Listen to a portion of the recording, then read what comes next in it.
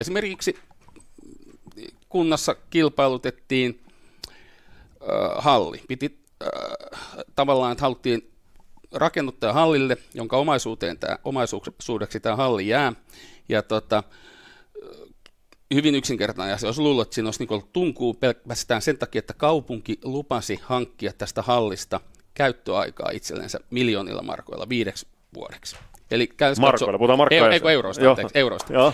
Ja mutta tämä koko kilpailutus tehtiin niin jännillä sanakäänteillä, että sinne ei tullut osallistujia, kun käyskatsoin 2, ja josta mä selvitin, toinen oli Bulvaani, joka oli sitä varten siellä mukana, että ikään kuin näyttää hyvältä ja vetäytyy 2 viikkoa ennen, ja toinen toimija oli sitten niin vahvasti sidoksissa valtapuolueisiin, ettei mitään rajaa. Ja projekti menee koko ajan nätisti eteenpäin, ja kaverit on käyskatsoin perssaukisia, ja ne saa kiinteistöomaisuuden, minkä takuna toimii kaupungin ostopalvelulupaus, jolla sitten saadaan taas sitten rahoitusta rahoituslaitoksesta. Okei, joo, no niin.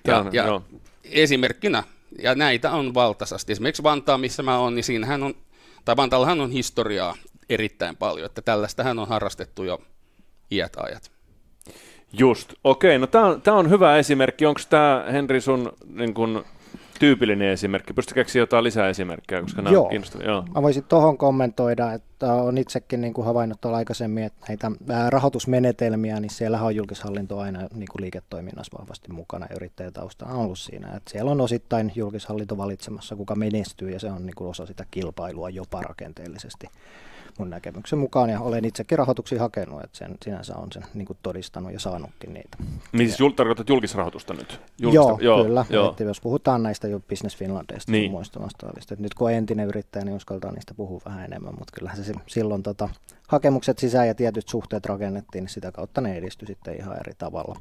Ahaa, eli ootas nyt pysäytän tässä sen verran, että kyllähän Business Finlandilla on kai jonkinlainen tuoton tekemisvelvollisuus, eikö niillä ole siis niiden pitää, jos ne antaa.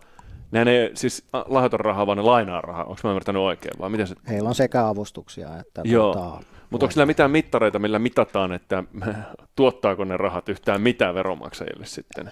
Ne perustuu tuottoennustuksiin, eli jos osaa laskea budjetin tai laatia sellaisen budjetin, että se menee ja sitten tarpeeksi uskottavan tiimin heidän arvionsa mukaisesti sitten toteuttamaan, että se voi olla. Ja sitten siellä on esimerkiksi työllistämistavoite, että kuinka paljon se työllisyyttä lisää, niin on yhtenä, ainakin ne oli niin perusteena, että ne vähän vaihtelee ne perusteet, millä ne myönnetään sitten ja ne täytetään, mutta ohjaus on siellä, neuvonta toimii myöskin niiltä osin, että ne asiakirjat saadaan näyttämään kyllä sellaiselta kuin halutaan. Niin. Mutta sitten kun ne antaa vaikka 10 miljoonaa, en tiedä antaako ne sellaisia rahaa, mutta 1 miljoona jonnekin, niin eikö sitä seurata sitten koskaan enää siitä eteenpäin, että mitä todella tapahtuu sille miljoonalle? Kyllä sitä raportoidaan sitten siinä kohtaa ja sitten tietyt, niin kun, se on rakennettu asteittain kyllä, että siellä pitäisi tietyt asiat saada aikaiseksi, mutta nekin oikeastaan paperilla, että ei siellä niinku konkreettista eikä välttämättä myyntiä tai tuloja tarvitse olla. Et se voi olla tuotekehitystä, mikä kirjataan taseeseen sitten aineettomiin hyvin ja tulos näyttää vähän hyvältä, vaikka oikeasti ollaan saatu myytyä jollekin julkiselle, esimerkiksi toiselle valtion taholle, niin tietty määrä euroja ja sitä kautta tulos näyttää hyvältä ja kuluja ei ole, kun kaikki on aineettomissa hyvässä taseessa. Okei.